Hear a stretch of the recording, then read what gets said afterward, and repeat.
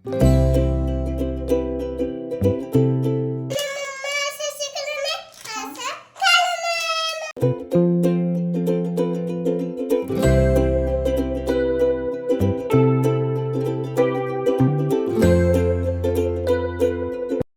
करायचं आहे आपल्याला, आपण काय करणार आहात, काय दाखवणार आहे व्हिडिओमध्ये?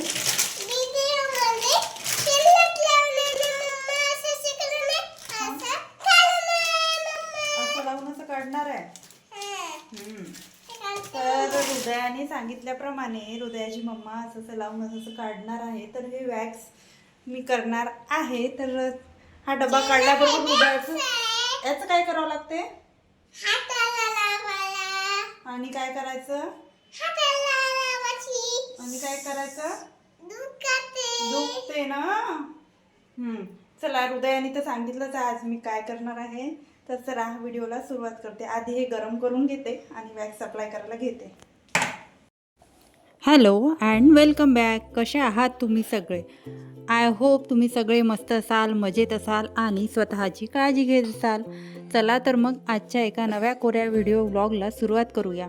त्याआधी जर तुम्ही चॅनलवर नवीन असाल किंवा अजूनपर्यंत चॅनलला सबस्क्राईब केले नसेल तर चॅनललासुद्धा सबस्क्राईब करा. तर हृदयाने तर व्हिडिओच्या सुरुवातीला सांगितलं आहे की मी काय करणार आहे. तर हो, आजचा व्हिडिओ हा माझ्या सेल्फ केअरवर असणार आहे. मग घरातले कामं वगैरे आवरून आणि हृदयाला बघून मी स्वतःची काळजी कशी करते आणि मंथली जे रुटीन आहे माझं स्किन केअरचं, सेल्फ केअरचं, ते माझं कसं चालतं हे आज मी तुमच्याशी शेअर करत आहे. तर इथे जे वॅक्स आहे हिवाळ्यामध्ये खूप जास्त असं हार्ड होऊन जातं आणि त्याला पातळ करायला पण खूप जास्त वेळ लागतं. तर मी काय करते, एकदम कमी गॅसवर हे वॅक्स पिघळायला ठेवून देते आणि नंतर मग माझे जे काही एखादी मला काम आहे ते मी आवरत बसते. तर इथे हृदयाला जरी मी तिथे बसवलं नाही काउंटर टॉपवर, तरी ती स्वतःच ट्रॉलीच्या हँडलवर उभी राहून वरती चढते आणि तिला जर रागवलं तेव्हाच ती खाली येते. तर तिथे माझं वॅक्स मेल्ट होत आहे. खाली पाणी ठेवलं आहे, त्या गंजामध्ये पाणी, आणि डबल बॉयलर प्रोसेसने आपण वॅक्स बॉईल करतो हे तर आपल्या सर्वांना माहितीच असतं. तर वॅक्सची मशीन नसली तर आपण या पद्धतीने घरीच वॅक्स मेल्ट करू शकतो. तर वॅक्स मेल्ट होत आहे तोपर्यंत टाईम वेस्ट न करता, इकडे तिकडे मोबाईल बघण्यात कुठेच टाईम वेस्ट न करता इथे मी घर आवरून घेते, जेणेकरून हा मनात गिल्ट राहणार नाही की मी आज वॅक्स करत बसली आणि माझे सगळे कामच पडून राहिले. आणि आपण नेहमी असं करतो की एखादी काम करतो आणि दुसऱ्या कामाकडे दुर्लक्ष होतं, म्हणजे एक करायला गेलं की दुसरं सुटतं. तर आपण स्मार्ट वेनी जर आपले कामं आवरत गेलो आणि ॲट ए टाईम 2 कामं कशी होतील याचा विचार करत गेलो तर आपले कामं होतात आणि सेल्फ केअरसुद्धा करू शकतो. तर हाच मी विचार केला होता की आज चहा पितानी विचार केला होता की वॅक्स करायचं की नाही, कारण मला बाहेरसुद्धा जायचं आहे. एक आमची छोटी ट्रिप चालली आहे, त्या ट्रिपसाठीच मला वॅक्सिंग करायचं होतं आणि फेशियलसुद्धा करायचं होतं. तर करू की नाही करू कंटाळासुद्धा येत होता. आता तुम्ही म्हणाल की पार्लरलासुद्धा जाऊ शकते, तर हो, पार्लरला जाऊ शकते, पण हृदया काही एका जागेवर बसणारी नाही आहे आणि फेशियलला वगैरे बसायचं म्हटलं, वॅक्सला वगैरे बसायचं म्हटलं तर बराच वेळ तिथे बसावा लागतो. फेशियल म्हटलं तर 1 तास लागून जातो आणि वॅक्स म्हटलं तरी अर्धा पाऊण तास तर आपला पार्लरमध्ये जातोच. हातांचं पायांचं वॅक्स करायचं म्हटलं तर. तर हृदया व्हायच्या आधीपासूनच मी माझं स्वतःचं वॅक्स स्वतःच करते. कधीच पार्लरमध्ये जात नाही. फक्त थ्रेडिंगपुरती मी तेवढी पार्लरला जाते. तर तोच एक जास्त म्हणजे घरातले कामं आवरून कधी-कधी असं होतं ना चिडचिड, की स्वतःचंच आपल्याला स्वतः केअर करावीशी वाटत नाही. असं वाटतं निवांत पार्लरमध्ये जाऊन बसूया आणि छानपैकी फेशियल वगैरे, आणि आपल्याला स्वतःला निवांतपणा मिळावा त्यामुळेच आपण पार्लरमध्ये जातो. पण ह्या ज्या काही 1-2 गोष्टी आहे मी तुमच्यासोबत शेअर केल्या, म्हणजे हृदया लहान आहे आणि एवढा वेळ पार्लरमध्ये बसत नाही, म्हणजे मग आपण का तसंच राहायचं का? तर त्यावर मी सोल्युशन म्हणून माझं स्वतःचं रुटीन मी तुमच्यासोबत शेअर करते. तुम्ही तुमचा विषय घेतला तर तुम्ही ऑब्व्हियसली तुम्ही पार्लरमध्ये जाऊनसुद्धा या गोष्टी करू शकता. महत्त्वाचा एक मुद्दा हा व्हिडिओ बनवण्यामागे माझा हाच आहे की आपण स्वतःचीसुद्धा काळजी केली पाहिजे. घरातल्या कामांमुळे स्वतःकडे दुर्लक्ष करायला नको. तर वॅक्स लावताना वरून खालच्या डायरेक्शननी मी ओढत आली, जेणेकरून जे सगळे आपले केस आहे ते खालच्या डायरेक्शननी ओढल्या जातील आणि आपण जेव्हा त्या स्ट्रीप लावू त्या उलट्या डायरेक्शननी ओढू, म्हणजे आपले जे काही केस हातांवरती आहे ते उलट्या डायरेक्शननी ओढल्यामुळे अपोजिट मध्ये ओढल्यामुळे ते केस आपले इझिली निघतील आणि अशा रीतीने आपले हाताचं वॅक्स होईलच, सोबतच जे काही आपल्या हातांवर टॅनिंग आहे ते सुद्धा निघून जातं.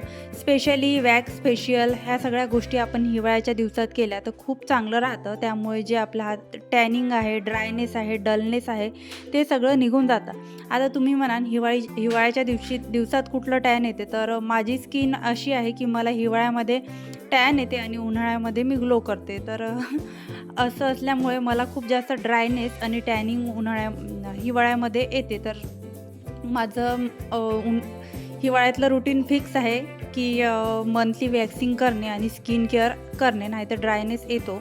स्किन केअर रात्रीचं जे स्किन केअर मी तुमच्यासोबत मागच्या व्हिडिओमध्ये शेअर केलं, ते रात्रीला एखादी नाईट क्रीम वगैरे किंवा बॉडी लोशन वगैरे पायावर अप्लाय करून झोपणे. केस वगैरे पण माझे खूप ड्राय होतात, तर ते सुद्धा बांधून वगैरे मी हिवाळ्यात झोपत असते. अदर डेसुद्धा काळजी घेते, पण मला हिवाळ्यात माझी स्किनची खूप जास्त काळजी घ्यावं लागते. तर हातांची अशा पद्धतीने वॅक्स केल्यानंतर पायांचं सुद्धा सेम पद्धतीने वॅक्स आहे. म्हणजे पायाचं खूप लवकर होतं, हाताचं व्हायला वेळ लागतं, कारण हात पूर्ण फिरवून फिरवून मला वॅक्स करावं लागतं. स्वतःहून आपण जेव्हा करतो ना थोडा त्रास होतो, पण जर आपल्याला जेव्हा सवय होते तर काही एवढं वाटत नाही आणि कम्फर्टेबल वाटते. आपण घरच्या घरी जेव्हा वॅक्स करतो तेव्हा असं आपल्याला कम्फर्ट पण सुद्धा येऊन जातो, की आपण कधी पण करू शकतो, जेव्हा वाटलं तेव्हा करू शकतो.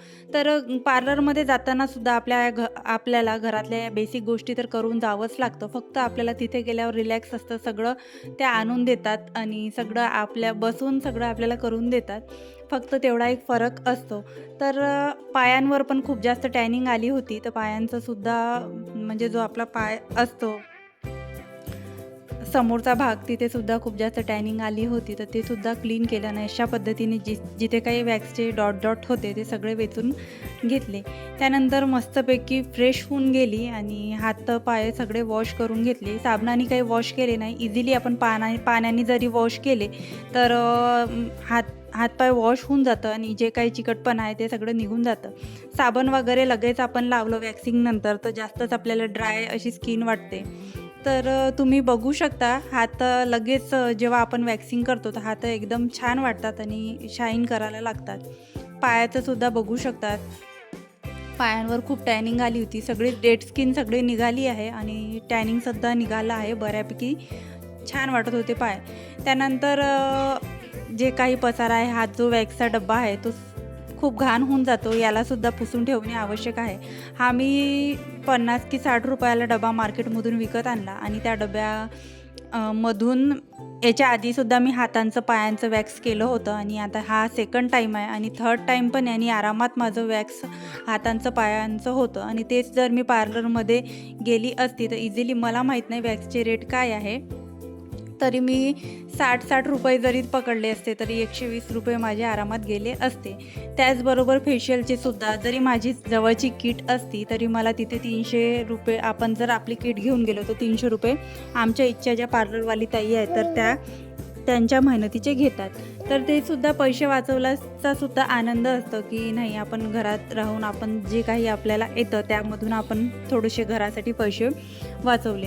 त्यानंतर जे काही घरामधले कामं आहे ते माझे आवरणं सुरू होतेच. बॅक टू बॅक मी कामंसुद्धा केले. म्हणजे असं केलं नाही की आता वॅक्स करायचा आहे, फेशियल करायचं आहे म्हणजे बाकीचे घरातल्या कामांमध्ये काही कमतरता केली असं सुद्धा नाही. घरसुद्धा सगळं आवरलं, झाडून टाकलं. जो काही पसारा होता तो सगळा मी जागच्या जागेवर ठेवला आणि सोबत हृदयाचा सुद्धा आधीच चहा वगैरे, तिला दूध वगैरे जे काही लागते ते सगळं आमचं घेऊन झालं होतं. नंतर मला जो काही दुपारचा वेळ मिळतो त्या दुपारच्या वेळेत आणि जो काही फावला वेळ मिळतो तिथे मी टाईमपास न करता अशा पद्धतीने कुठलं आपलं एक काम पूर्ण होईल आणि कुठल्या एका कामावर आपण फोकस करू यावर जास्त मी लक्ष देते. त्यानंतर लगेच जो काउंटर टॉप आहे त्यावर जे भांडे घासल्यावर जे पाणी उडालं होतं ते सुद्धा वायपरने एकदा क्लीन करून घेतलं. काउंटर टॉप क्लीन झाल्याच्या नंतरचं माझं दुसरं एक काम होतं ते मला तांदूळ भरून ठेवणे. कारण आयत्या वेळेला हे डबे जर रिकामे असले तर आपल्याला आणखी आपला डोकं खराब होतं की आता परत काम सोडून तिथे तांदूळ वगैरे भरून ठेवायला जावं लागेल. तर तांदूळ वगैरे निसून पुसून ठेवायची गरज नाही, साफ होते. चांगले तांदूळ आहे, किडे वगैरे काहीच नव्हते. तर ते झाल्यानंतर तांदूळ वगैरे भरून ठेवले आणि गॅस ओटा वगैरे सगळं काउंटर टॉप सगळं क्लीन झाल्यानंतर इथे आली. आता माझ्याकडे बराच वेळ होता, 1 तास आरामात होता की फेशियल करून घेऊ. तर फेशियल करण्यासाठी ह्या सगळ्या डब्यांचे झाकणं मी उघडून ठेवले, जेणेकरून फेशियल करता करता माझ्या घाणेरड्या हातांनी त्या डब्या मला उघडाव्या लागणार नाही. त्यानंतर फेशियल बॅक टू बॅक करणं सुरू केलं. याआधीसुद्धा मी वॅक्सिंग आणि फेशियलचा डिटेल व्हिडिओ शेअर केला आहे आपल्या चॅनलवर. तो व्हिडिओ अवेलेबलसुद्धा आहे. तुम्ही बघितला नसेल तर नक्की जाऊन व्हिडिओ बघा. तो व्हिडिओसुद्धा खूप छान झालेला होता. तर त्यामध्ये सुद्धा मी डिटेलमध्ये सांगितलं होतं की कसं आपण आपले स्वतःच्या हाताने फेशियल करताना आपले हात कसे फिरवायचे आणि वरच्या डायरेक्शननी हात फिरवले तर आपले स्किन जे आहे म्हणजे स्किन टाईटनिंगसाठी चांगलं असतं. त्यानंतर फेशियल काही मी डिटेलमध्ये दाखवलं नाही, पण ही जी शेवटची जी स्टेप आहे मसाजची हे तुम्हाला दाखवत आहे. आणि प्रेशर पॉईंट आपल्याला कोणते प्रेस करायचे आहे ते सुद्धा मी इथे व्हिडिओमध्ये दाखवत आहे. तुम्ही नक्की तो व्हिडिओ जाऊन चेकआउट करा. आणि हे सगळं फेशियल वगैरे झाल्यावर मला एवढं छान वाटत होतं वॅक्सिंग फेशियल झाल्यावर. आणि असं वाटत होतं की किती किलो आपण आपल्या बॉडीवरचा मळ खाली केला, कमी केला अशी स्वतःला फिलिंग येत होता. आणि चेहरासुद्धा एकदम फ्लफी होऊन गेला होता, सॉफ्ट वाटत होतं. तुम्ही बघू शकता आफ्टर फेशियल जो ग्लो आहे तो किती छान आहे. हृदयाला खूप छान वाटत होता माझा फेस. ती पण येऊन म्हणत होती, मम्मा तू गोरी झाली का. त्यानंतर मसाज वगैरे सगळी झाल्यानंतर मस्तपैकी निवांत बसली आणि ग्लास भरून कोमट पाणी घेतलं. कोमट पाणी यासाठी कारण थोडा घसा वगैरे दुखत आहे आणि सर्दीचे लक्षणं सुरू आहेत. त्यामुळे सर्दी होण्याच्या आधीच जर आपण आपली काळजी घेतली तर बरी. त्यामुळे आधीच पूर्वतयारी सुरू आहे. आणि कोमट पाणी असतंच आमच्या इथे, कारण हृदयाला सुद्धा सर्दी खोकला आहे. त्यानंतर मस्तपैकी देवाजवळ दिवे लावून घेतले. तर अशा पद्धतीने आपण घरातले कामं आवरून घरच्या घरीच आपण स्वतःची सेल्फ केअर, स्किन केअरसुद्धा करू शकतो. तर कसा वाटला तुम्हाला माझा आजचा व्हिडिओ कमेंट्समध्ये नक्की सांगा. जर तुम्हाला माझा व्हिडिओ आवडला असेल किंवा तुम्हाला माझे व्हिडिओ आवडत असेल तर व्हिडिओला एक लाईक आणि चॅनलला सबस्क्राईब करायला विसरू नका. यामुळे मला मोटिवेशन मिळतं. भेटूया नेक्स्ट व्हिडिओमध्ये. बाय.